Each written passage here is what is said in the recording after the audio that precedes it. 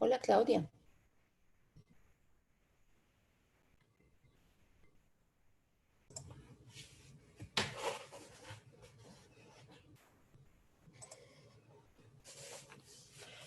Muy buenos días a todos los invitados. Cordial saludo. Biotecno le da la bienvenida entonces a este webinar denominado Epidemiología de la Ciencia como herramienta en la comunicación de políticas de One Health.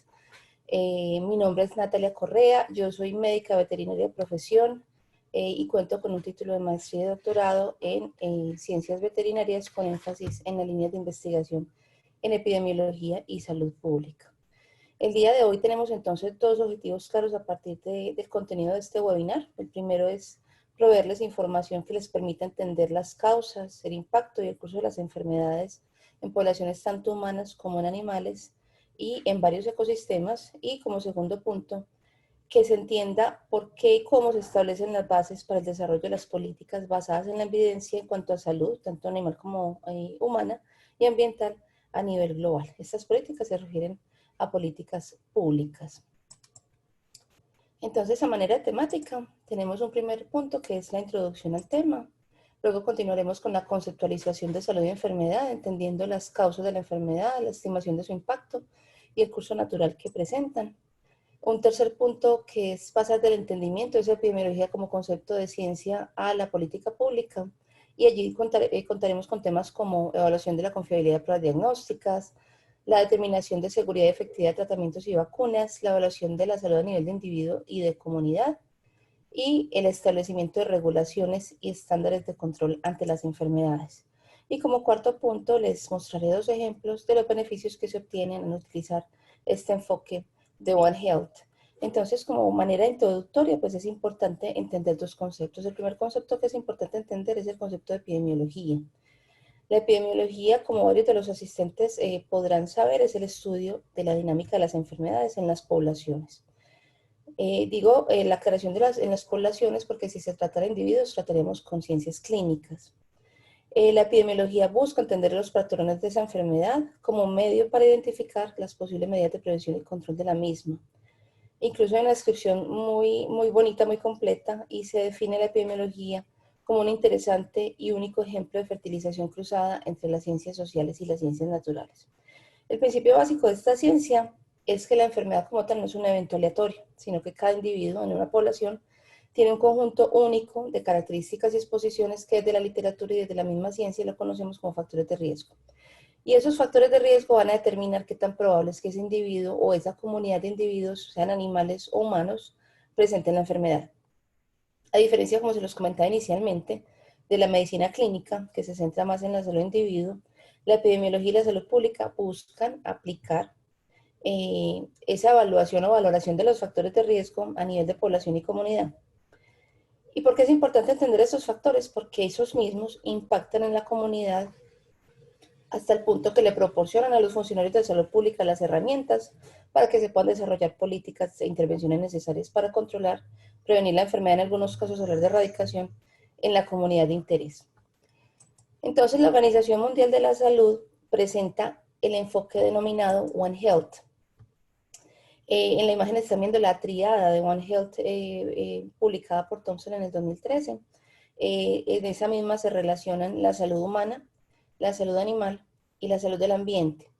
En cuanto al ser humano, es importante tener en cuenta que se habla de resiliencia, de adaptación, de bienestar individual y de comunidad. Cuando se habla a nivel de animales, en el concepto de One Health se habla de subsistencia, de seguridad alimentaria, sostenibilidad, salud. Incluso acá se tienen también las poblaciones silvestres. Y en cuanto al medio ambiente, hablamos de aire y agua sanos, alimentación basada en plantas, el concepto de refugio y de sanidad. Otros conceptos que se han aunado al enfoque de One Health incluyen enfermedades zoonóticas, resistencia a antibióticos, las enfermedades que se basan en vectores o que se derivan de vectores, salud ambiental, enfermedades crónicas, enfermedad mental, ocupacional, entre muchos otros temas. Realmente es un concepto bastante amplio y cuando se le ve en forma de figura se refiere a una sombrilla que abarca toda esta cantidad de temas. Esa triada que vemos a mano izquierda en la pantalla es análoga con otras triadas que desde la epidemiología se vienen manejando hace ya tiempo para lograr la descripción entonces de esa dinámica de enfermedad dentro de la población. Entonces encontramos que esa triada de One Health es coherente con los principios de la epidemiología, porque muchos de los factores de riesgo para las enfermedades, diferentes enfermedades, no solo infecciosas, sino de otros órdenes, ocurren en esa interfaz entre humanos, animales y medio ambiente. Por ello, es muy importante el hecho de que si no se consideran las interacciones entre estos actores, las políticas de salud pública pueden no lograr controlar la enfermedad de forma eficaz o proteger el ambiente, que sería como otro enfoque. Entonces, en este primer modelo, porque les comentaba que hay varias triadas epidemiológicas y varios modelos epidemiológicos para poder explicar de alguna manera las dinámicas de las enfermedades, tenemos este modelo epidemiológico CIR, publicado por Harris en el 2012. Tiene 3 nodos, que es cada uno de los óvalos que ven ahí: susceptible, infeccioso y removido, por eso la sigla CIR. Y son los estados de la enfermedad, pero componente infeccioso.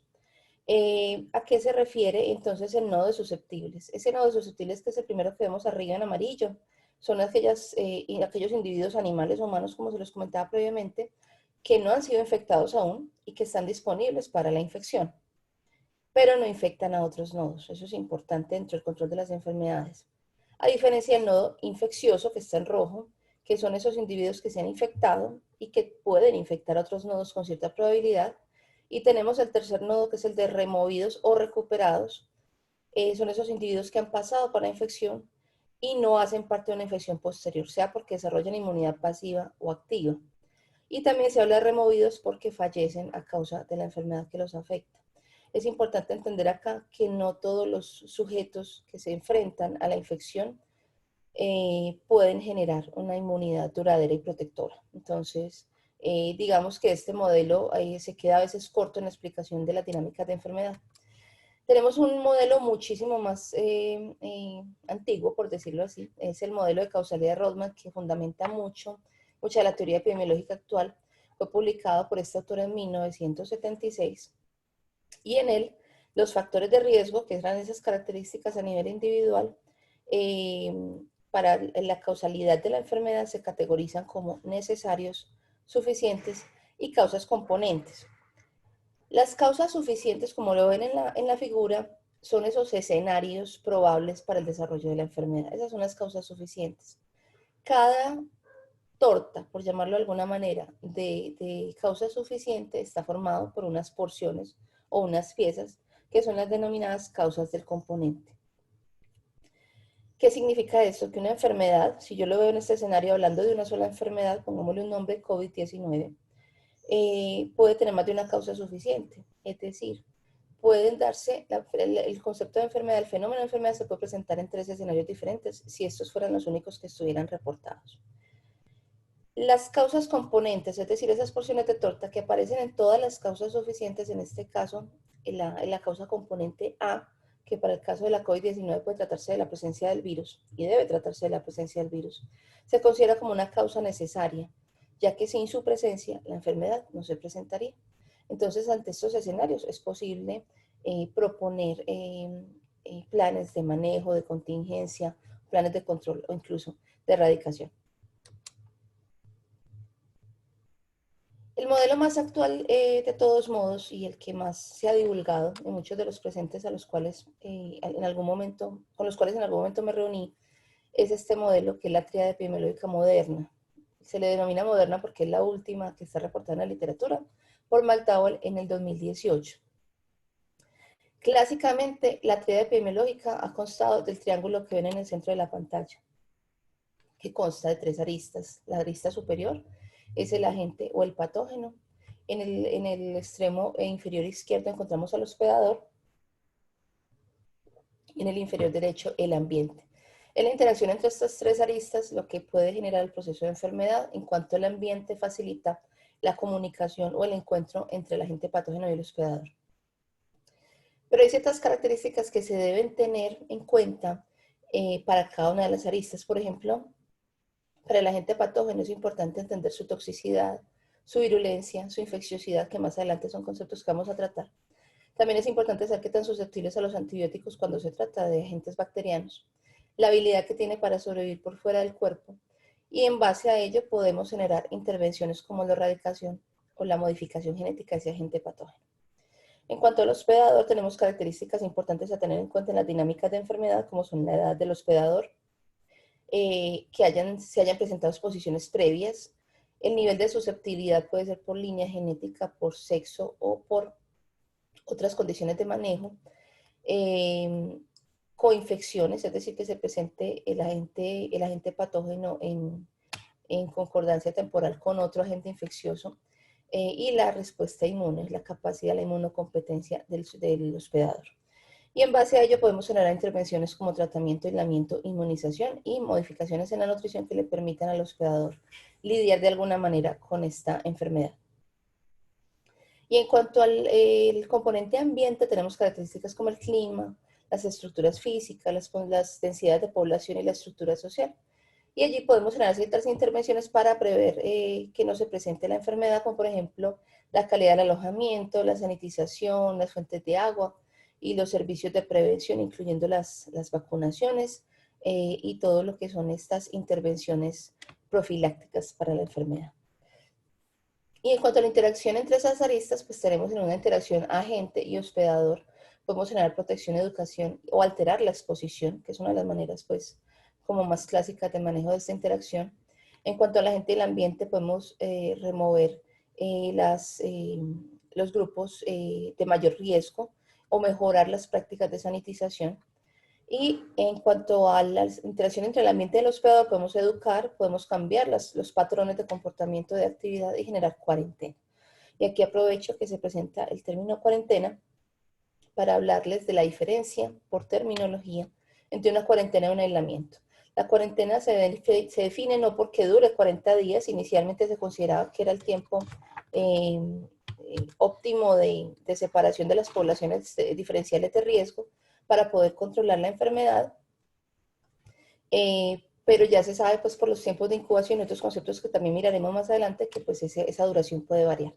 Sin embargo, la cuarentena se refiere a la separación de los individuos que se encuentran sanos ante un agente infeccioso o ante un fenómeno infeccioso.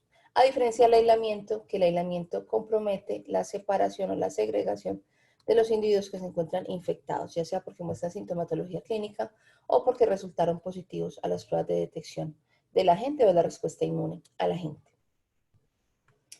Entonces, para continuar con este concepto de introducción, es importante entender que el objetivo que se tiene desde las políticas de salud pública va a ser prevenir que se transmitan esos agentes patógenos al segmento susceptible de la población, como lo veíamos en ese modelo CIR, mediante el control y tratamiento de la enfermedad entre los infectados y a partir del aumento del segmento de la población que se elimina, es decir, los recuperados o resistentes.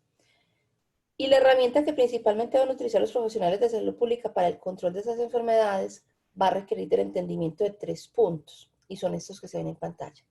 Es importante entender qué causa la enfermedad, es decir, con qué agente etiológico se está lidiando, cómo es la patofisiología de la enfermedad y cuáles son los factores de riesgo, tanto individuales como comunitarios. Lo segundo que se debe tener claridad es en el impacto de la enfermedad en la población, es decir, la casuística, la facilidad de transmisión y los impactos sociales y económicos. Y como tercer punto es el curso natural de la enfermedad, es decir, la naturaleza de los reservorios, cómo se introduce la gente en las poblaciones, el periodo de efectividad, es decir, de eliminación de agente viable para contagio, qué tan severa es la incapacidad que se genera tras la presentación de la enfermedad, qué tan duradera es la inmunidad tras el enfrentamiento o el reto con el agente infeccioso y el potencial de secuelas a largo plazo. La CDC en Estados Unidos en el 2012 publica este curso natural de la enfermedad. Realmente es algo que ya se venía manejando conceptualmente. Pasamos de un estado de susceptibilidad, que son esas poblaciones que no están inmunizadas frente al agente infeccioso de interés o que presentan otras enfermedades concomitantes debilitantes, una mala nutrición, enfermedades parasitarias concomitantes o cualquier otro factor que la pueda hacer más susceptible a la exposición a la gente. Y se presenta entonces posteriormente esa exposición que les menciono y asumimos infección en este momento, comienza entonces el estado de enfermedad subclínica en la cual se pueden presentar los cambios patológicos típicos de la enfermedad Y pasado este tiempo de estado subclínico, pues ya se puede presentar el primer síntoma clínico con su inicio. Desde la exposición hasta la presentación del primer síntoma clínico es lo que se considera el periodo de incubación. Y ese periodo de incubación es fundamental entenderlo y conocerlo para poder generar un control efectivo de la enfermedad. Y es muy importante también entender esa primera sintomatología clínica para poder determinar cuáles son los sujetos o individuos que ya están infectados y poder generar un aislamiento efectivo. Esta es una realidad, no es lo óptimo que este sea el momento usual de diagnóstico cuando ya se presenta signo clínico y por lo tanto eliminación del agente y ya se comienza con un periodo de infectividad, pero así sucede. Se presenta entonces el estado de enfermedad clínica y posterior a ello se puede presentar la muerte del individuo, las discapacidades o la recuperación. Como les comentaba previamente, se puede presentar o no la capacitación inmune frente a posteriores riesgos, es decir, que el individuo genere anticuerpos específicos para ese agente al cual se expuso de manera correcta y protectora. Como segundo punto, entonces, vamos a tratar el concepto de salud y enfermedad. De acuerdo con la OMS, la salud es un estado perfecto, completo, de bienestar físico, mental y social, y no solo se debe considerar como la ausencia de enfermedad. Digamos que el concepto de salud está bastante claro. Es difícil de lograr ante este entorno de cosas, porque hablan de concepto físico, mental y social, pero tenemos conceptos aproximados y estatus aproximados, pero ya el concepto de enfermedad como tal es un poco más difícil o más complejo de definir y es desde el mismo componente histórico. Entonces, entre tantos enfoques biomédicos que se tienen de investigación, la epidemiología como ciencia permite y tiene una naturaleza observacional de la enfermedad. Se tienen en cuenta con varios tipos de estudios. En algún momento los han escuchado, estudios transversales, longitudinales, de cohortes, de casos y controles, que permiten entonces estudiar esa enfermedad dentro de su entorno natural, en una población de vida libre, en la cual los sujetos de estudio no son asignados a grupos de intervención, a no ser que se trate de ensayos clínicos controlados, que serían pues otros escenarios. Y para aproximarse a la definición de enfermedad, pues se describen tres modelos. El primer modelo es este modelo determinístico de las causas de enfermedad, que es el que se publicó por Koch y Henle en 1882 y son los conocidos como postulados de Koch, que está a la base de la microbiología y ya tiene bastantes añitos este modelo. ¿En qué se basa este concepto? En que para yo determinar que un agente infeccioso X causa la enfermedad Y, se deben cumplir los 4 postulados de Koch que están abajo descritos. Lo primero es que el agente causal debe estar ausente en los animales o individuos sanos y presente en todos los animales o individuos enfermos. El segundo postulado es que el agente causal debe tener la capacidad de aislarse de animales enfermos o de sujetos enfermos y poder crecer en cultivos puros. Por eso les digo que esta es la base de la microbiología. El tercer postulado habla de que el cultivo, el agente cultivado debería generar la misma enfermedad una vez que se inocule en un individuo susceptible sano. Es decir, que yo pueda replegar la infección. Y como cuarto postulado es que el mismo agente causal puede ser reaislado de esos individuos que se enfermaron a partir de la inoculación de cultivos puros.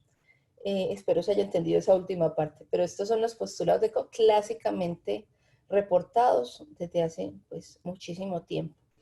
Este enfoque es muy útil cuando se trata de identificar el agente etiológico, sobre todo pues agentes infecciosos, que son responsables de una enfermedad, pero tiene varias limitaciones. Es muy simplista en la determinación de la causalidad de una enfermedad, y ya que es insuficiente al identificar, por ejemplo, factores de riesgo de enfermedades crónicas que no tienen componente infeccioso. Por ejemplo, diabetes mellitus tipo 2 o incluso infecciosas que tienen un componente multifactorial, como es, por ejemplo, la enfermedad de Creutzfeldt-Jakob, que es la variante en humanos de la enfermedad de vacas locas. Ya entonces, en años más recientes, pues se vienen implementando modelos un poco más complejos para establecer cuál es la relación causal entre un supuesto factor de riesgo putativo y la enfermedad. Y entonces viene Hill con sus criterios causales en 1965. Él publica 9 criterios causales con los cuales debe cumplirse en la relación que existe entre el agente causal y estamos hablando de agentes causales no solo infecciosos, sino de componente metabólico, tóxico, traumático, eh, pero muy relacionados con el medio ambiente, porque estos criterios salen de una publicación del autor denominada El medio ambiente y la enfermedad, o asociación o causalidad. Como les comentaba, en este manuscrito se describen 9 criterios necesarios para establecer una relación causal entre un factor de riesgo X y una enfermedad Y. De manera general tenemos una fuerza de asociación, que es que en cuanto mayor sea la magnitud de la asociación entre el factor de riesgo y el resultado, más probable es que esa relación sea causal. En cuanto al concepto de temporalidad, es que el factor de riesgo debe preceder al inicio de la enfermedad, es decir, una relación de antes y después para que se tenga una lógica biológica. Como tercer componente, consistencia, y es que esa misma asociación debe ser observada en diferentes estudios y en diferentes poblaciones, en los estudios que les mencionaba previamente de corte epidemiológico. El cuarto criterio es la plausibilidad teórica, y es que esa asociación debe ser biológicamente plausible y consistente con la fisiopatología de la enfermedad de interés. El quinto concepto es la coherencia, y es que esa asociación debe ser consistente con lo que se sabe sobre la enfermedad. La sexta, la especificidad de las causas, y es que un factor de riesgo debe estar asociado con una sola enfermedad o resultado. El séptimo concepto es la relación dosis-respuesta, y es saber cómo la dosis del factor de riesgo aumenta, entonces la probabilidad y la gravedad de la enfermedad también deben aumentar en forma lineal. Ojo con este concepto de forma lineal. El octavo concepto es la evidencia experimental, es decir, datos de estudio in vitro y modelos de animales deberían apoyar esa asociación causal entre el factor de riesgo y la enfermedad. Y como último criterio de Hill es la analogía, y es que se deben conocer relaciones causales similares. Es importante aquí mencionar que la naturaleza en sí de estos criterios de Hill hace imposible que un único estudio observacional sea suficiente para establecer una relación causal, ya que se deben cumplir con los 9 criterios. Pero la literatura ya, pues desde 1965 viene debatiendo varios de esos criterios, solo para mencionar algunos. Se debate el concepto de coherencia, ya que este concepto o criterio no permite hacer cambios en los paradigmas de modelos de causalidad de enfermedades, ya que cuando se identifican nuevos mecanismos de la patogenia de esa enfermedad, pues requeriría aclaraciones de la relación que no son coherentes con lo que se sabe hoy de la enfermedad. Entonces, el autor que debatió esto menciona un trabajo publicado en 1984, cuando los investigadores Marshall y Warren descubren el papel que tenía el Helicobacter pylori en la etiología de la gastritis y de las úlceras pépticas. Y antes de su investigación, y por ello el concepto de coherencia está siendo debatido, antes de que se generara esta publicación en 1984, se decía que la producción de ácido era el factor de riesgo clave para que se desarrollaran las lesiones. Y se pensaba que la gastritis era consecuencia de la inflamación crónica y no de la presencia de la bacteria. Entonces, miren que un nuevo descubrimiento puede cambiar como tal el paradigma en un modelo de comportamiento de una enfermedad. Entonces, aquí, por ello, el concepto de coherencia está siendo debatido.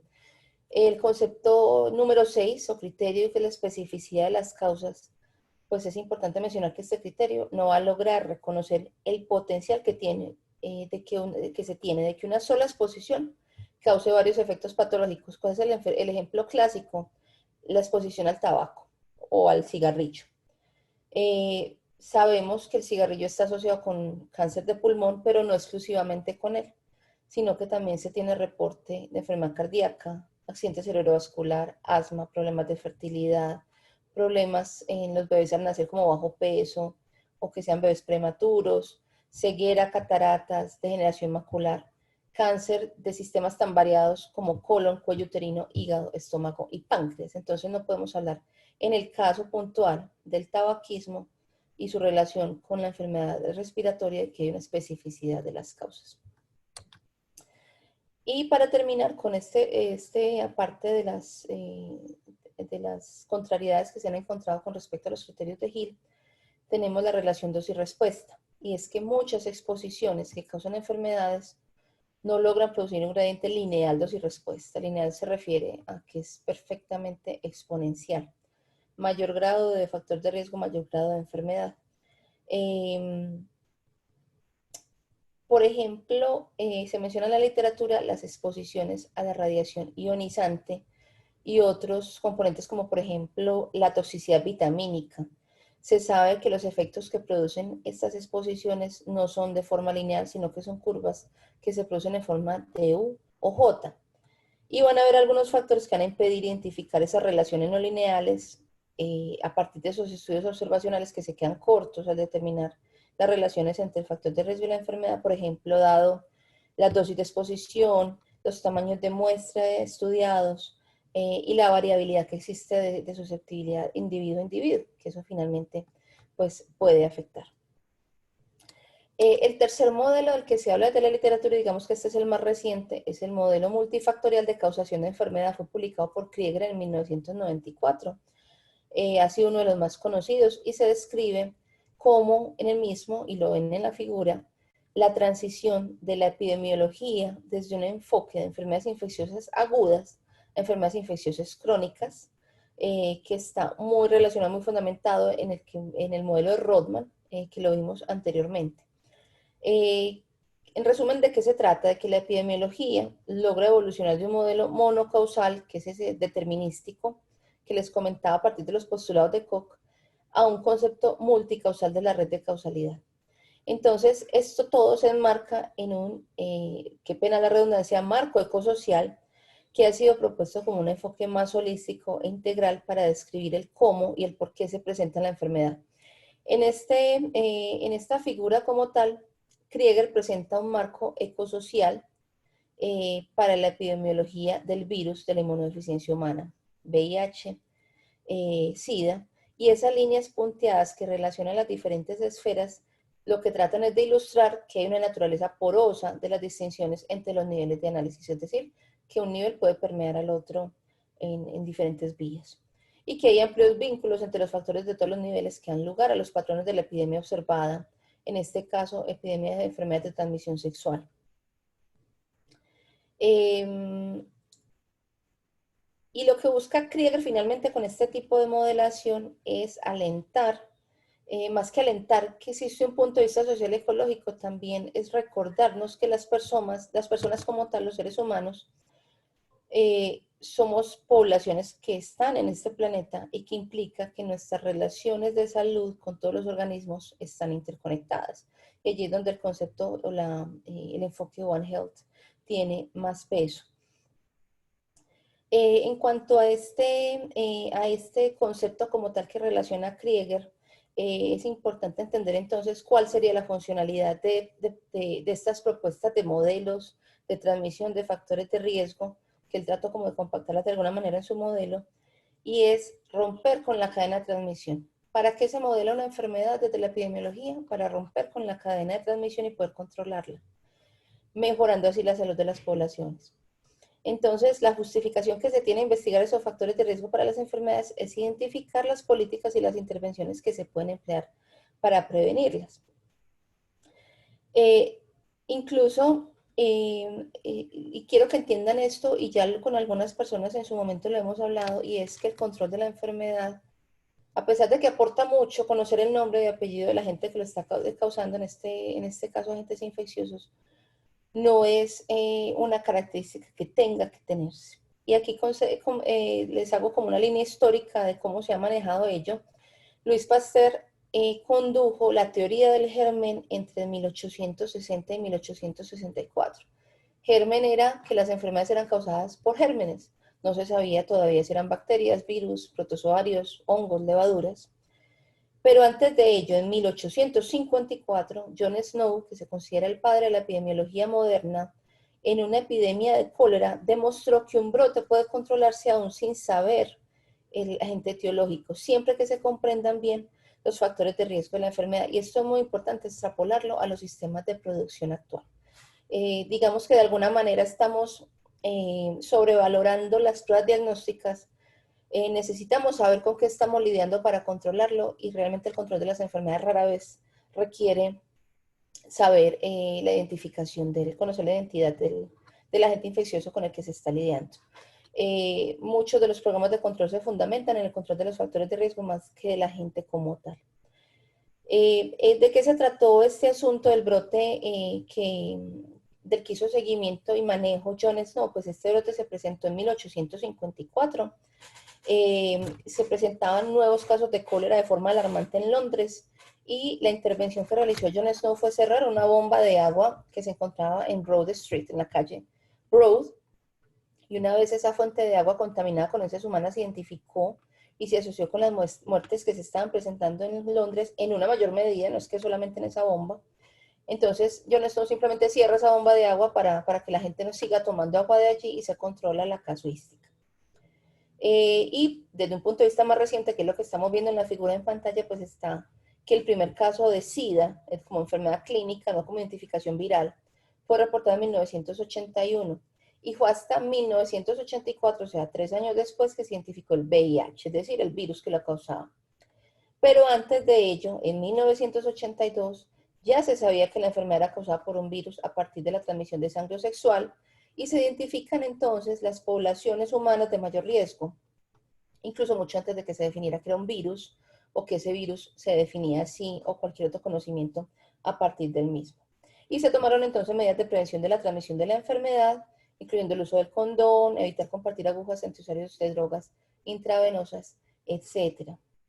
Entonces, espero que el concepto de control de enfermedades acá haya quedado bastante claro. En cuanto a la estimación del impacto de la enfermedad, pues es importante entender varios conceptos, porque la base de la evaluación del impacto de una enfermedad es definir qué tan grande es ese problema. Y para poder responder a esa pregunta, pues tenemos que tener claros estos términos de prevalencia, incidencia, infecciosidad y virulencia. En cuanto a la prevalencia, y es importante que esto se tenga en cuenta porque muchas veces la literatura lo maneja de forma errónea, y es que la prevalencia de una enfermedad es una medida de un corte en el tiempo basado en un estudio cross-sectional o transversal, en la cual yo mido el número de casos de enfermedad en un punto, dado el tiempo, y eso va a incluir los casos recientemente diagnosticados o presentados como los que ya se han venido tratando por algún tiempo. ¿Para qué me sirve a mí conocer la prevalencia de una enfermedad? Pues le permite al personal de salud pública determinar los recursos necesarios para administrar la misma en una comodidad, en una comunidad, ya que el mismo número me da una medición de impacto de la enfermedad de importancia. El concepto de incidencia ya se refiere a los casos nuevos que se presentan en un periodo determinado y para ello necesito una ventana de observación. Ya no es un corte en el tiempo, sino un seguimiento en el tiempo. Ello me permite saber con qué frecuencia se están produciendo casos nuevos de enfermedad y yo lo puedo relacionar con factores de riesgo que se están identificando en las poblaciones. En cuanto al concepto de infecciosidad, es saber qué tan fácilmente un agente se transmite de un hospedador susceptible a otro o de un anfitrión a otro. Siempre vamos a tener algunos agentes infecciosos que son mucho más infecciosos o inherentemente más infecciosos y que se propagan rápido y fácilmente a numerosos hospedadores. Pero para poder definir si esa infecciosidad es alta, media o baja, se utiliza un índice que se denomina número básico de reproducción, que es el R sub 0 o R0, que seguramente es un concepto que han escuchado últimamente. Esta es una medida de infecciosidad de un agente en una población que está totalmente susceptible. ¿Por qué es susceptible? Por lo que ya hemos mencionado anteriormente. ¿A qué se refiere ese R sub 0? Pues es el número de casos nuevos de enfermedad que se generarán a partir de un solo caso durante su periodo infeccioso. Y para entender bien cuánto tiempo un individuo es infeccioso, pues se tiene que conocer los periodos de incubación y saber si un individuo que se presenta subclínico está o no eliminando el agente de forma eficaz, que podamos entonces garantizar transmisión. Solo para dar un ejemplo de patógenos altamente infecciosos, pues hablamos del virus del sarampión en humanos y vamos a hablar del virus de la fiebre aftosa en ganado bovino. Solo para hablar del R sub 0 o R0, para que entiendan el concepto de una forma más práctica. Para el caso del sarampión en humanos, el virus tiene un R0 de 12 a 18. ¿Qué significa eso? Que si yo presento un individuo eliminador del agente de forma eficaz en una población no vacunada, es decir, que es susceptible, se puede esperar que a partir de ese único caso de sarampión se infecten de 12 a 18 personas adicionales. En cuanto a la fiebre aftosa en ganado lechero, se reporta un R0 de infinito en ganado lechero no vacunado que se encuentra en el mismo corral o en las mismas instalaciones. ¿Qué quiere decir eso? Que si ese ganado está susceptible porque no está vacunado, porque no tiene inmunidad de campo, yo puedo esperar que todos, absolutamente todos, se infecten porque es un virus bastante infeccioso. Y otros agentes pues van a ser menos infecciosos. Solo para dar un ejemplo, en humanos el virus de la influenza estacional, es decir, el virus de la gripe que nos da todos los años, el R0 es de aproximadamente 1.3. Mientras que para el caso particular de la COVID-19, que es la infección con la que estamos lidiando actualmente, se habla de un R0 de 2.5, de acuerdo a lo que se observó de la epidemia en China entre diciembre del 2019 a marzo del 2020. ¿Qué quiere decir esto para el caso de la COVID? Que por cada persona que esté eliminando el virus de forma efectiva, se va a presentar 2.5 casos adicionales de infección. Esto es importante obviamente entenderlo para hacer manejos prudenciales de los brotes. Para el concepto de virulencia, entonces, continuando con la conceptualización de estas estimaciones de impacto de enfermedad, virulencia es diferente de infecciosidad y a veces la manejamos de manera indistinta. La virulencia de un agente es la indicación de qué tan grave es la enfermedad que causa.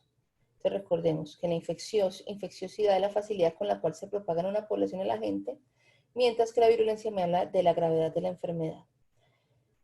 Sabemos que muchos agentes patógenos causan enfermedades leves y autolimitantes, con muy pocos signos clínicos, mientras que otros sí provocan enfermedades debilitantes e incluso son mortales.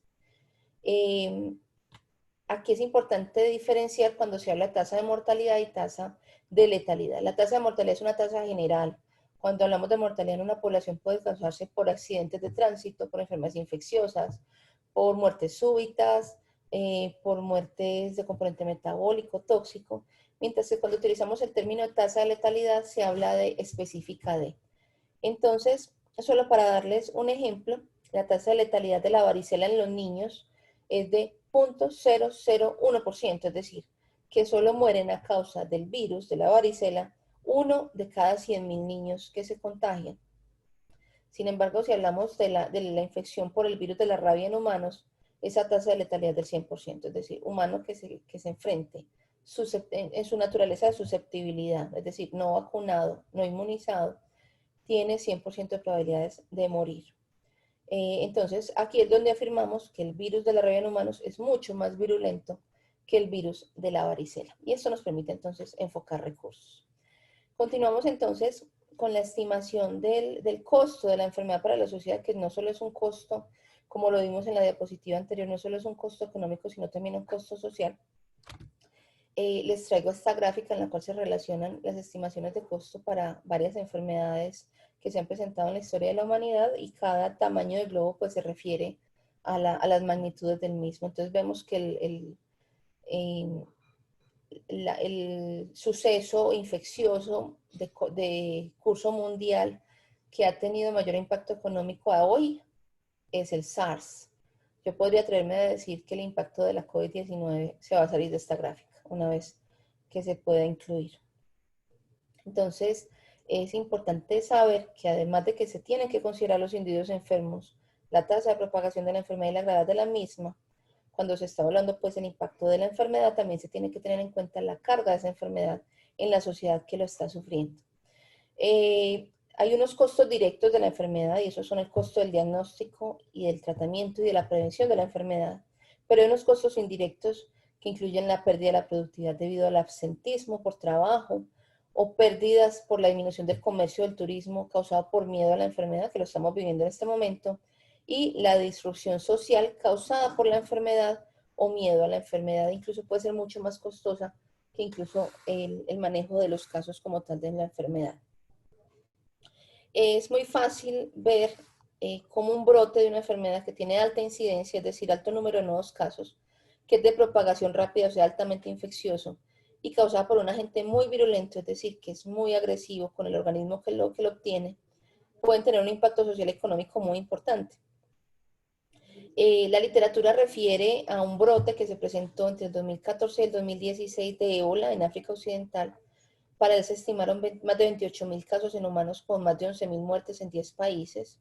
Y la GENUD, que es el Grupo de Desarrollo de las Naciones Unidas en el 2015, dijo que el impacto de ese brote, que duró un año, porque fue el 2014 al 2015, fue generalizado y se trató de impacto en cuanto al trabajo en los mercados, que se contrajo. El acceso a la comida y a la calidad y cantidad de comida se disminuyó. Se disminuyó también el acceso a la educación en los niños debido a que fallecían los educadores y el personal escolar y a que se cerraban las escuelas. También el acceso a los servicios de salud disminuyó sustancialmente. Y lo más impactante es que se erosionó eh, el concepto de relaciones cooperativas o los comportamientos comunitarios. Adicionalmente a ello se redujo el Producto Interno Bruto, pues que ahí es donde logramos evidenciar el impacto económico.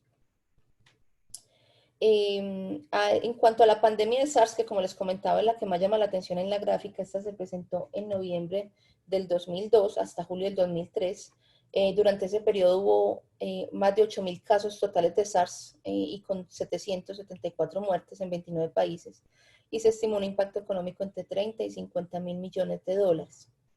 Entonces, en esta figura se detallan diversos escenarios de impacto económico. Aquellas enfermedades que solo afectan humanos o solo afectan animales, entre domésticos y salvajes, a partir de agentes causales de alta o de baja virulencia.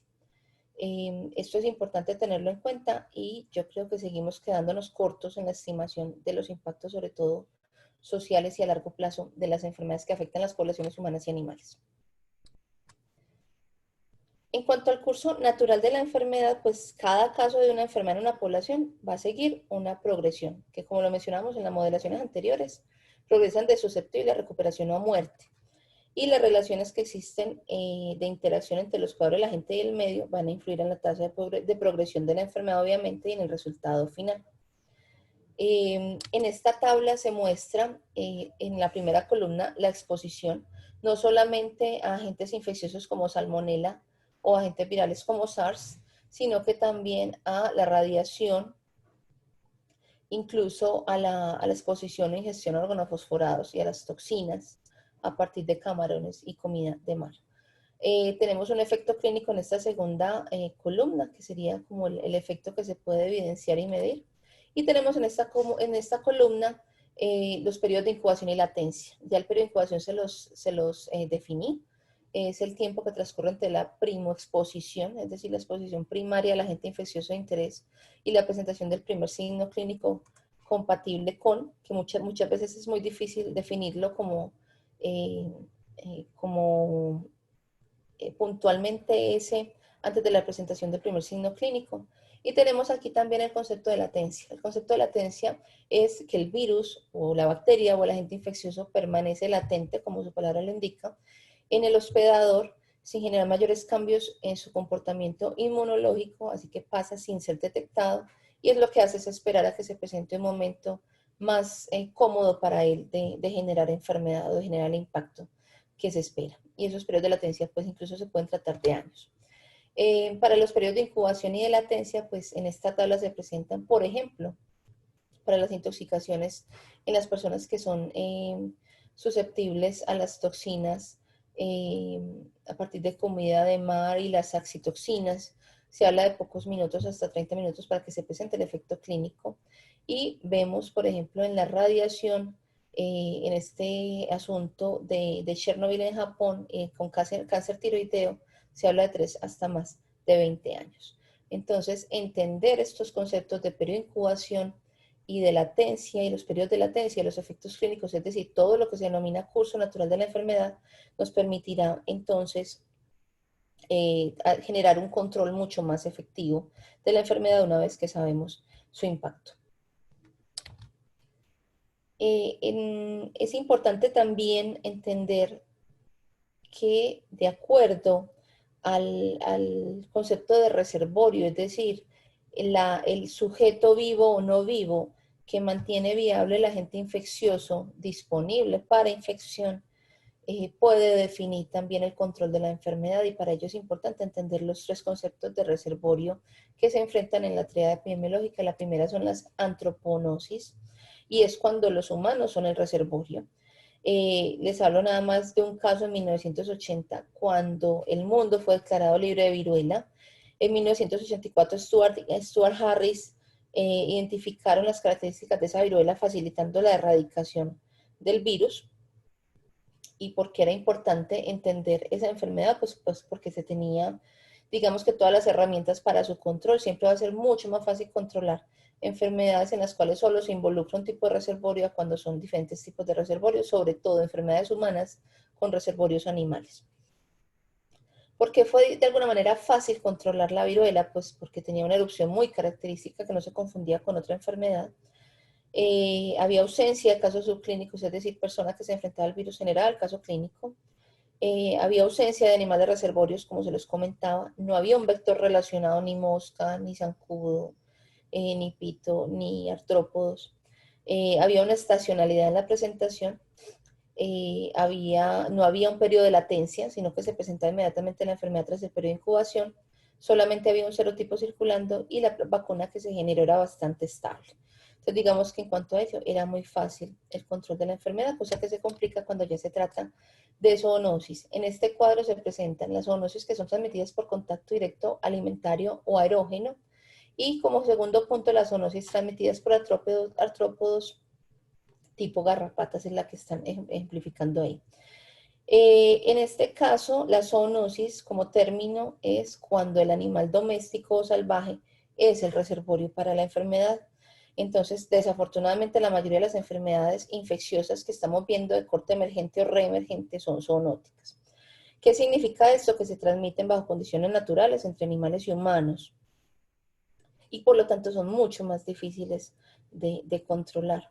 Un ejemplo de esto es, por ejemplo, qué pena la redundancia, la rabia en perros y la brucelosis y la tuberculosis en bovinos. Estos son ejemplos clásicos de zoonosis. Y tenemos entonces también la sapronosis. La sapronosis es cuando el ambiente es el que está actuando como reservorio. Es cuando el entorno mismo sirve para que se conserve el agente infeccioso viable y se tenga la potencial capacidad de afectar la salud de humanos, de animales domésticos, de vida silvestre. Entonces, que aquí tenemos como el aire, el agua, el suelo pueden ser sitios para que los agentes vivan, crezcan y se multipliquen. Un ejemplo clásico de transmisión aérea de enfermedades infecciosas, que de pronto es como la que más difícil nos queda entender, es del agente infeccioso denominado Coxiella burnetii, que es el que causa la conocida fiebre Q en varias especies, incluido el ser humano. La Coxiella como tal tiene la capacidad de viajar largas distancias asida de partículas de polvo y permaneciendo infecciosa por varios años por fuera de un hospedador vivo. ¿Cómo sucede la infección en los humanos a partir de esta vía erógena? Por inhalación de los organismos a partir del aire con polvo contaminado, material placentario seco, líquidos placentarios y excretas de animales infectados. En el caso de la fiebre Q, los primeros signos son muy parecidos a la gripe y esto va a dificultar su control porque para cuando se pueda definir que esta enfermedad es fiebre Q y que no era una simple gripe estacional, pues ya se pudo haber generado el contagio de la enfermedad y el control va a ser mucho más difícil, precisamente porque los signos no son muy típicos de la infección. Y el asunto acá es el impacto que viene después de la enfermedad, lo que mencionábamos anteriormente, el impacto social y económico, y es que en el humano se puede generar neumonía, inflamación cardíaca y hepática y complicaciones del sistema nervioso central. Y en las mujeres embarazadas hay un mayor riesgo de aborto. Hubo un brote en 1983 en Suiza, se confirmaron 415 personas como infectadas con esta bacteria, y ese brote se relacionó con un brote que hubo también en ovejas que estaban pastando en los valles alpinos y regresaron a las comunidades citadinas. Y entonces todos los que residían en la ruta de retorno de esos rebaños de ovejas, pues tenían riesgo de enfermarse. Y ahí es donde el control de la enfermedad, pues obviamente se va a complicar. Traigo aquí a presentar la leptospirosis. Esto fue una publicación de CO y colaboradores en el 2009. ¿Por qué la traigo a cotación? Porque la leptospirosis es una de las enfermedades zoonóticas bacterianas más comunes a nivel mundial y tiene un fuerte componente ambiente, a pesar de que es una zoonosis por definición. En humanos, la leptospirosis comienza también con signos muy parecidos a gripe, se pueden presentar vómitos y diarrea, y ya en una segunda fase la enfermedad se puede dar insuficiencia hepática y renal. ¿Cuál es la fuente de infección para un humano? El agua contaminada con orina de animales infectados es el medio de exposición más frecuente. Y vamos a tener que eventos climáticos extremos como son las inundaciones, los tifones y los huracanes, asociados al cambio climático actual, pues generan que haya una reemergencia importante de la enfermedad en humanos. Es decir, se mantiene y de cuando en vez va a generar picos tipo brote. ¿En qué sitios del mundo, en qué lugares del mundo se genera el mayor reporte de leptospirosis? En el Caribe, en América Latina, en la India, en el sudeste de Asia, en Oceanía y en el sudeste de África sahariana, donde se presentan los mayores casos de morbimortalidad por leptospirosis. Y también quería traer el ejemplo de sapronosis en cuanto a este brote de antrax que se presentó en el Ártico siberiano en Rusia. Esto fue un reporte de Duklev en el 2016 y es para explicarles de alguna manera cómo el suelo se identifica como una fuente de infección.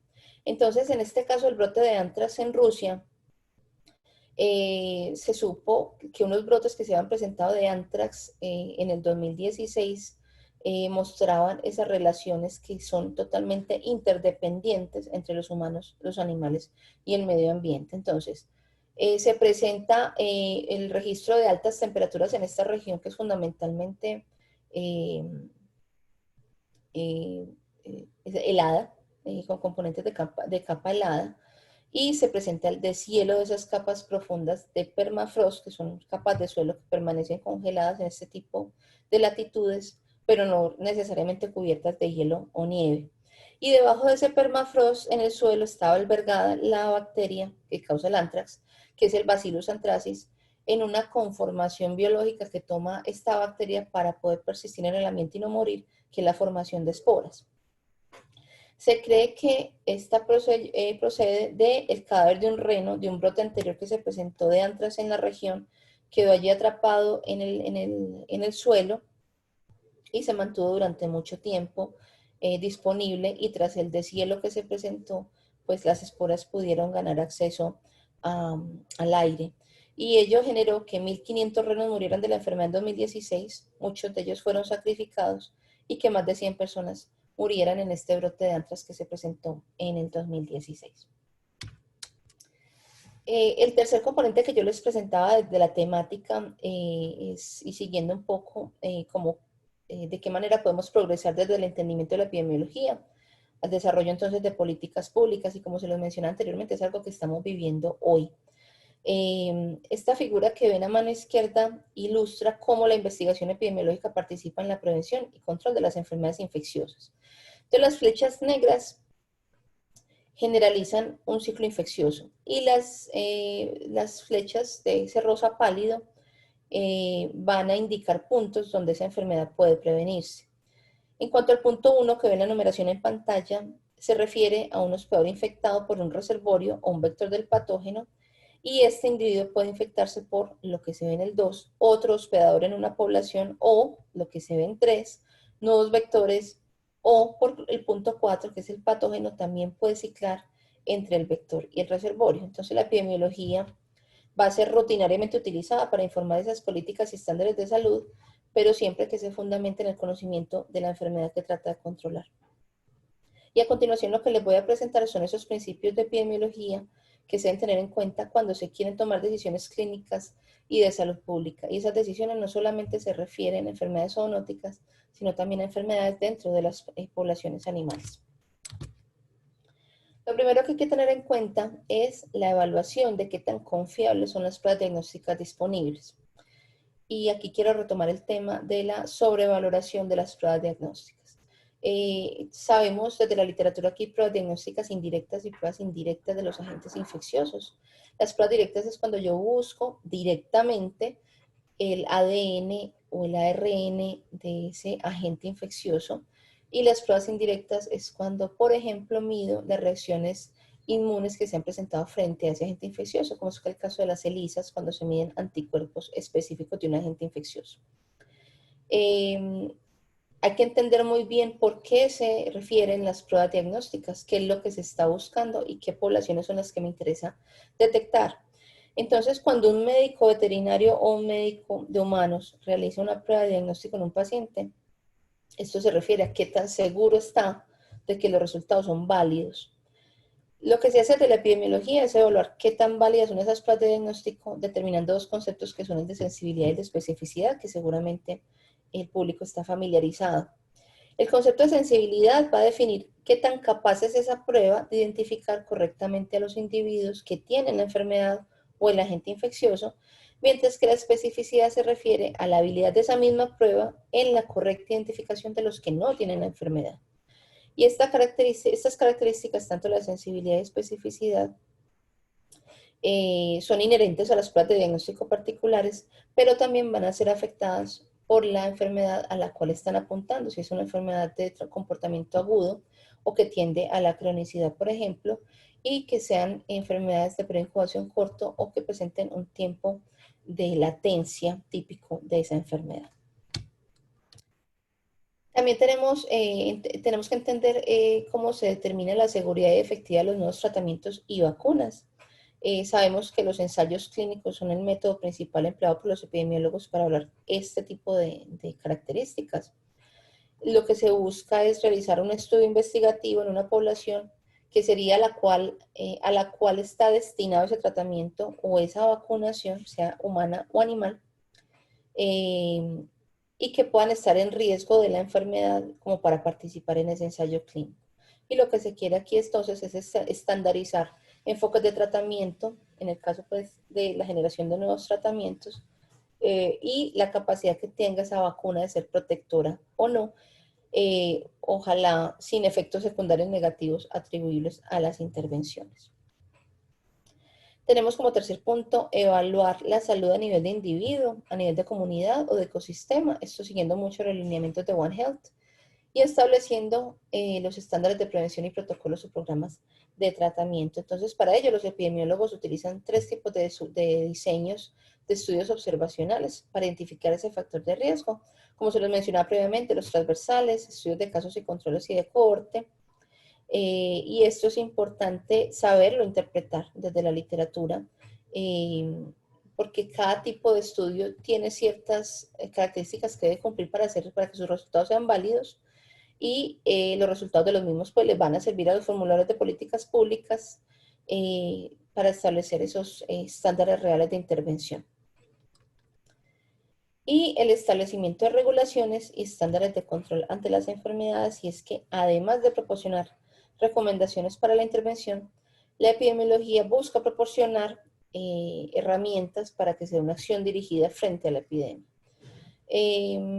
Varios tipos de exposiciones pueden contribuir a que los brotes se presenten, y eso incluye exposición a humanos infectados, a animales domésticos o a vida silvestre, que se consuma comida o agua contaminada, contacto con superficies contaminadas, todo ello que ya venimos mirando en esta presentación. Y ello definirá entonces qué se puede implementar y cuáles son las medidas que pueden soportar convenientemente el control. Y aquí entran los conceptos de aislamiento, que ya lo mencionábamos, cuarentena, restricciones de movimiento para humanos o animales que son conocidos o sospechosos de la enfermedad. Y por último, es poder hacer el seguimiento a estas medidas. Lo que vamos a mencionar a continuación, que sería el cuarto componente, son ejemplos en el mundo real de los desafíos en salud pública que plantean enfermedades infecciosas de corte zoonótico y cómo todos estos datos epidemiológicos que venimos mencionando en la presentación me ayudan en el desarrollo de un enfoque sanitario de las medidas políticas emprendidas para abordar esos desafíos. Comenzamos entonces con este brote de brucelosis que se presentó en Uganda en el 2013 y cómo las personas implicadas y las instituciones implicadas utilizaron este enfoque One Health para su manejo. Entonces, en este caso, el brote se presentó en el 2013. Fue un brote de brucelosis humana que se relacionó con un aumento de abortos en ganado bovino. Y se van a detallar entonces qué aproximación se utilizó de la planeación de las intervenciones a nivel del brote con los beneficios que le mencionaba de One Health. Entonces, aquí lo primero que hay que mencionar es que la brucelosis es una enfermedad que ya sabemos que es zoonótica, puede afectar humanos y muchas especies animales. Existen 8 especies de brucela, de las cuales 5, que son Brucella abortus, Brucella melitensis, Brucella suis, Brucella bovis y Brucella canis, causan abortos, artritis y orquitis en animales. En humanos, la enfermedad causa fiebre ondulante, enfermedad neurológica, endocarditis y artritis. Y es una enfermedad que se ve comúnmente en países en desarrollo y se le confunde mucho con malaria. Entonces, la importancia de esta enfermedad no solo es de carácter sanitario, sino también económico. ¿En qué consistió entonces la investigación? Los brotes se presentaron en estos 2 distritos, en Kirura y en Bushenil en África, dentro del estado de Uganda. Se presentó, como les mencioné, un aparente aumento en el número de casos de brucelosis en humanos en 2 centros de salud en estos distritos. Y los oficiales médicos que se entrevistaron para el seguimiento del brote informaron de una incidencia, es decir, de una presentación de nuevos casos, que pasó de tratarse de 2 a 3 casos por mes en humanos a 6 a 8 casos por mes. Entonces hubo un aumento en la incidencia de los casos. Y durante ese mismo periodo se presentó y se reportó un aumento de los casos de aborto en ganado relacionados con brucela en estos mismos 2 distritos, y se pasó del reporte de 10 a 15 casos de abortos por brucela por mes a 30 a 50 casos en bovinos. Es por ello que la Oficina Veterinaria del Distrito decide realizar investigaciones del brote considerando el concepto de One Health para poder llegar entonces a la raíz del problema. Y se utilizaron las siguientes etapas. La primera etapa fue de planeación. En esta etapa se involucran entonces la Facultad de Medicina Veterinaria y la Escuela de Salud Pública de la Universidad de Makerere, y también se involucra a nivel de gobierno el Ministerio de Agricultura, Industria Animal, Pesca y Vida Silvestre y el Ministerio de Salud. Se forma un equipo de investigación multidisciplinario que constaba de epidemiólogos, microbiólogos, veterinarios, patólogos, ecologistas de vida libre, precisamente por la cantidad de hospedadores que pueden albergar en Bruselas, médicos veterinarios, tecnólogos de laboratorio y especialistas en medios de comunicación, ya que era importante determinar esa estrategia de comunicación a la comunidad en general con anticipación. Y así se lograba entonces definir cómo se iban a realizar conjuntamente todas estas intervenciones, tanto en sanidad animal como en sanidad pública, cómo iban a ser los protocolos de recolección de muestras, preservación y análisis de las mismas, y cómo se iba a recolectar la información, cómo se iba a analizar la información, cómo se iba a interpretar y quién iba a comunicar los resultados. Lo segundo que seguía en este plan era el entrenamiento. El entrenamiento se hizo considerando que esto es un brote y que es de fácil difusión y diseminación. Se tiene que hacer un entrenamiento de un corte express, tiene que ser algo rápido. Ellos mencionan que en el primer día se tratan a todos los involucrados sobre los principios de investigación de brote y conducta ética en la investigación, que es muy importante. El segundo día trataron cómo se iban a desarrollar esos cuestionarios y las formas diferenciales de administrarlo. Se tenían 2 cuestionarios, obviamente, uno para hacer seguimiento al brote en animales y otro para hacer seguimiento al brote en humanos. Y también se entrenó en la toma de las muestras, es decir, el personal técnico que iba a hacer la colección de las muestras en la población humana y, y el equipo técnico que iba a hacer la colección de las muestras de leche y de sangre a partir de las poblaciones animales de interés, que en este caso, a pesar de que el brote se presentó en bovinos, también colectaron muestras a partir de caprinos porque eran poblaciones que se combinaban en los escenarios. Y un total de 24 individuos entonces fueron entrenados. Y el tercer paso fue la implementación. Se intervinieron 15 predios ganaderos que habían informado sobre esos abortos. El equipo técnico los visita, les administra los 2 cuestionarios. El primer cuestionario, que fue a personas relacionadas con estos sistemas, se trató de 136 personas entrevistadas que hubiesen estado en contacto con los animales. Y ya el segundo cuestionario se administra a las personas que están a cargo del ganado. Se toma muestra de 168 bovinos y de 131 cabras. Y se obtiene entonces una prevalencia En este caso, cero prevalencia, porque se realiza a partir de pruebas serológicas, o sea, pruebas indirectas. Se obtiene una seroprevalencia del 11% en las personas entrevistadas y en las cuales se colectó muestra, del 14% de los bovinos muestreados y el 17% de las cabras muestreadas. Pero era importante entonces comunicar los resultados de la mejor manera, en una sola vía, para que no se presentaran malas interpretaciones por parte del público no especializado en el tema y se pudiera generar entonces desinformación. En cuanto a ello, se decide que sea el gobierno el que comunique al público los resultados y las medidas que se generarían a partir de allí. Esto lo hicieron conjuntamente representantes del Ministerio de Salud y del Ministerio de Agricultura, Industria Animal, Pesca y Vida Silvestre. ¿Cuáles fueron entonces esos beneficios sobresalientes al utilizar esa aproximación o ese enfoque One Health, en este caso particular del brote en África? Lo principal y siempre va a ser muy importante es que se puedan realizar aproximaciones conjuntas y eso pues en los costos de las mismas va a ser muy beneficioso. Y desde este punto de vista, considerando que estamentos universitarios y estamentos estatales pudieron compartir la investigación del brote, pues con ello se incluyen dentro de las ventajas que se compartieron las instalaciones. Estamos hablando de laboratorios, las actividades, los desplazamientos conjuntos a los predios para poder colectar las muestras y los datos necesarios. Como segunda ventaja es que se coordinaron las actividades y las respuestas y la comunicación al público y quién está encargado de formular las políticas públicas. Eso es muy importante en el manejo conciliado de los brotes.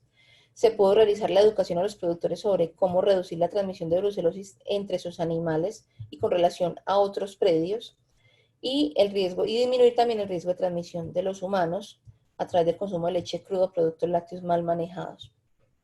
Y también se capacitó en el manejo diferencial de materiales del nacimiento del ganado infectado, es decir, placenta, líquidos placentarios. Y como les mencionaba, pues el principal punto de ventaja es que se ahorraron costos, ya que se redujo el tiempo dedicado a la investigación y se intercambiaron los recursos. En esta tabla se muestra en dólares americanos cómo ese enfoque One Health pudo disminuir entonces en $5,297 los costos diferenciales a si hubieran realizado independientemente de la universidad y el gobierno sus investigaciones de manera independiente. Hubiera sido muchísimo más costoso. Desafortunadamente, a partir de este brote no hay un seguimiento disponible para ver si ese enfoque redujo o no la morbimortalidad en humanos. Sin embargo, desde las áreas estatales relacionadas con el Ministerio de Salud, pues se habla de una forma muy anecdótica realmente que esos oficiales médicos en los distritos, pues que son oficiales en salud humana, sugieren que sí se han reducido los casos en humanos de brucelosis. ¿Para qué le sirve entonces a los funcionarios del ministerio la información que se genera? Pues con ello pueden desarrollar programas para la industria. Se puede aumentar la conciencia de la enfermedad a varios niveles y disminuir entonces el impacto de la misma. Ese es el primer ejemplo que les tenía. El segundo es la misma aproximación de One Health en el control de un brote de Mycobacterium bovis, que es el causante de la tuberculosis, en ganado bovino, ciervos y humanos en Michigan. Este brote se presentó en 1994 cuando se genera un informe de un venado de cola blanca, que es el Odocoelius virginianus, que está infectado con Mycobacterium bovis en el estado de Michigan. No mencionan en el reporte del caso cómo se detecta este venado, pero asumiendo el control que se le dio y los actores que se vincularon a este proceso de investigación de este brote, yo asumo personalmente que se trató de cacería. Cazaron ese venado y al tratarlo para su consumo se dieron cuenta que tenía lesiones compatibles con tuberculosis y lo reportan. Entonces, a partir de este caso que se presenta en el estado de Michigan, se inician los programas de vigilancia en vida silvestre, en ganado bovino, en granjas que crían ciervos para consumo humano y en humanos. Este seguimiento se hace desde 1994 hasta el 2016 y se reporta que 52 rebaños de ganado de carne, 15 rebaños de ganado lechero, 4 lotes de levante de ganado, 4 rebaños de cervidos para consumo humano y un rebaño de bisontes se identificaron como infectados por tuberculosis bovina. Y eso le ha costado al estado de Michigan pues millones de dólares en vigilancia, en pruebas, en eliminación de animales infectados y en divulgación de información. Antes de continuar con la explicación del brote, es importante que se tenga en cuenta que la tuberculosis bovina tiene una epidemiología como tal muy compleja, porque tiene múltiples hospedadores susceptibles. Son poblaciones animales tanto de vida silvestre como de vida productiva, pues en producción para consumo animal, que son susceptibles a la interacción efectiva con el patógeno. Y por ello mismo, desde el estado de Michigan, luego de destinar muchos recursos, múltiples recursos para el control de la enfermedad, pues se decide abordar desde el enfoque de One Health para trabajar juntos en el control de la enfermedad, involucrando diferentes disciplinas. Para ello, entonces, se utilizan tres pilares. El primer pilar es el Comité Asesor Estatal de la Tuberculosis Bovina, que es el denominado TBAC. Este se trata de un comité asesor estatal y la responsabilidad de este comité fue asesorar al Estado sobre todos los asuntos relacionados a tuberculosis en el ganado, en la vida silvestre y en humanos. Se formó en 1998 y está compuesto por varios individuos del gobierno estatal. Ahí está involucrado el Departamento de Agricultura y Desarrollo Rural, el Departamento de Recursos Naturales y el Departamento de Salud Comunitaria. También involucra agencias federales como la USDA y el CDC, la Universidad Estatal de Michigan, industrias ganaderas, tanto de lácteos como de cárnicos, y grupos dedicados a la caza de ciervos. La intención de este comité entonces es dirigir acciones políticas que incluyan estrategias de vigilancia, investigación de los brotes y comunicación a las industrias y el público en general, que es uno de los pilares pues, de cualquier enfoque de One Health. El segundo pilar es el equipo técnico interdisciplinario que se conformó en cuanto a tuberculosis bovina, formado por veterinarios, epidemiólogos, ecólogos, epidemiólogos patólogos, microbiólogos, economistas agrícolas, sociólogos y especialistas en extensión. Ese equipo lo que busca es abordar cuestiones más de índole técnica que están relacionadas con estrategias para el control y erradicación de la tuberculosis y de la investigación y de la enseñanza y comunicación del problema y las estrategias para tratar la enfermedad. Y el tercer pilar, pues, es actividades conjuntas, es decir, que estos dos niveles anteriores trabajan en concordancia bajo el concepto de One Health, que incluía eso, que se intercambiaran datos entre las agencias, que se intercambiaran instalaciones de laboratorio, que se capacitaran estudiantes, que se realizara la investigación interdisciplinaria buscando nuevas estrategias para el control de los brotes, investigaciones en conjunto en granjas, etcétera. ¿Cuáles fueron los mayores beneficios que se lograron a partir de este enfoque en este brote en particular? Antes de ello, la investigación de sospecha de la enfermedad en una granja la investiga el gobierno aparte y la universidad independientemente. Y eso se sabe que es una aproximación muy costosa y que además genera mucho estrés y mucha ansiedad para los productores afectados porque no saben hacia dónde mirar. Se estimó que en el 2015 una sola visita a un predio por un equipo de One Health costaría $3,675, mientras que si cada unidad hubiera realizado su intervención independiente, le hubiera costado $5,100. Eso es uno de los beneficios, que es uno de los más llamativos, pero hay otro beneficio, y es que dado este enfoque, las industrias que están implicadas, entonces las ganaderas, las de vida silvestre, los servicios cautivos, así como los funcionarios de salud pública lograron aproximaciones conjuntas a las autoridades estatales y federales y se pudo generar una mayor financiación realizada con la investigación y programas de control en paratuberculosis bovina. Esto es importante porque todos los procesos de financiación de programas de control, procesos que vayan enfocados a amortiguar un poco el impacto económico de las enfermedades en los diferentes sectores involucrados, pues requieren una información de base que la aportan este tipo de intervenciones y la justifican totalmente.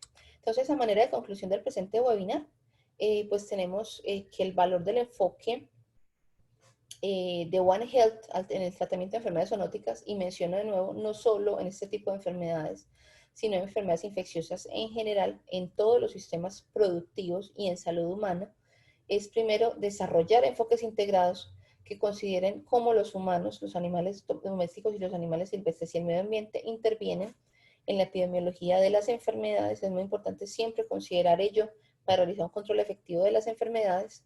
El segundo es que se generan oportunidades de recursos compartidos, y esto es muy valioso desde el punto de vista económico y colaborativo, y que pueda entonces a partir de allí generar una mayor eficiencia y efectividad de las intervenciones. Todos sabemos que las investigaciones de los brotes y los programas de vigilancia en general para todas las enfermedades a menudo cuentan con recursos económicos limitados. Entonces, si logramos trabajar de forma conjunta, podemos generar de alguna manera una voz más fuerte, llamando la atención de los responsables políticos en la necesidad de continuar financiando los procesos de control de enfermedad. Dado el brote de la COVID-19, recuerden por favor lavarse las manos, no salgan de casa para que podamos volvernos a ver muy pronto. Y agradezco entonces su participación en el presente webinar. Que tengan un resto de semana muy bueno. Hasta pronto.